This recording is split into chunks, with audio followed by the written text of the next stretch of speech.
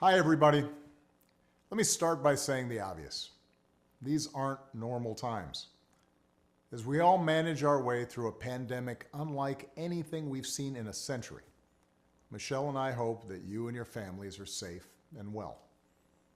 If you've lost somebody to this virus, or if someone in your life is sick, or if you're one of the millions suffering economic hardship, please know that you're in our prayers.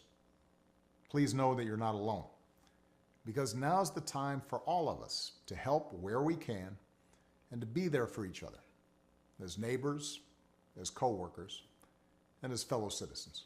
In fact, over the past weeks, we've seen plenty of examples of the kind of courage, kindness, and selflessness that we're going to need to get through one of the most difficult times in our history.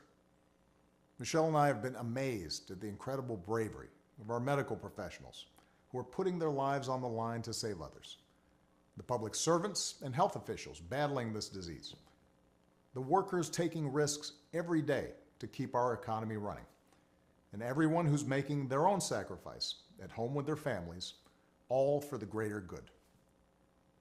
But if there's one thing we've learned as a country from moments of great crisis, it's that the spirit of looking out for one another can't be restricted to our homes or our workplaces or our neighborhoods or our houses of worship. It also has to be reflected in our national government. The kind of leadership that's guided by knowledge and experience, honesty and humility, empathy and grace. That kind of leadership doesn't just belong in our state capitals and mayor's offices. It belongs in the White House. And that's why I'm so proud to endorse Joe Biden for President of the United States. Choosing Joe to be my vice president was one of the best decisions I ever made, and he became a close friend. And I believe Joe has all the qualities we need in a president right now. He's someone whose own life has taught him how to persevere, how to bounce back when you've been knocked down. When Joe talks with parents who've lost their jobs, we hear the son of a man who once knew the pain of having to tell his children that he'd lost his. When Joe talks about opportunity for our kids, we hear the young father who took the train home each night so he could tuck his children into bed. And we hear the influence of Jill, a lifelong teacher. When Joe talks to families who've lost a hero, we hear another parent of an American veteran, a kindred spirit, somebody whose faith has endured the hardest loss there is. That's Joe. Through all his trials, he's never once forgotten the values or the moral fiber that his parents passed on to him and that made him who he is. That's what steels his faith in God, in America, and in all of us. You know, I could not be prouder of the incredible progress that we made together during my presidency.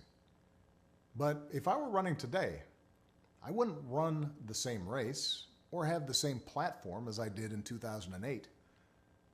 The world is different. There's too much unfinished business for us to just look backwards. We have to look to the future. Bernie understands that, and Joe understands that. It's one of the reasons that Joe already has what is the most progressive platform of any major party nominee in history. Because even before the pandemic turned the world upside down, it was already clear that we needed real structural change. The vast inequalities created by the new economy are easier to see now, but they existed long before this pandemic hit. Health professionals, teachers, delivery drivers, grocery clerks, cleaners, the people who truly make our economy run, they've always been essential. And for years, too many of the people who do the essential work of this country have been underpaid, financially stressed, and given too little support. Of course, Democrats may not always agree on every detail of the best way to bring about each and every one of these changes. But we do agree that they're needed. And that only happens if we win this election. Because one thing everybody has learned by now is that the Republicans occupying the White House and running the U.S. Senate are not interested in progress.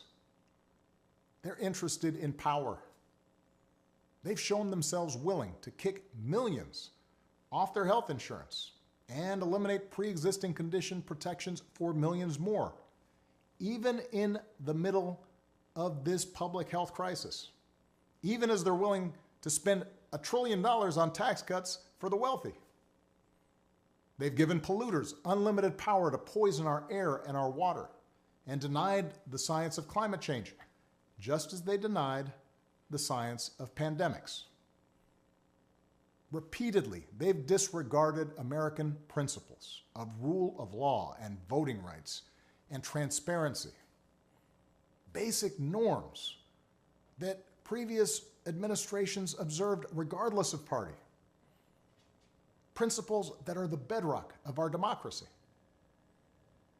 So our country's future hangs on this election, and it won't be easy. Pandemics have a way of cutting through a lot of noise and spin to remind us of what is real and what is important.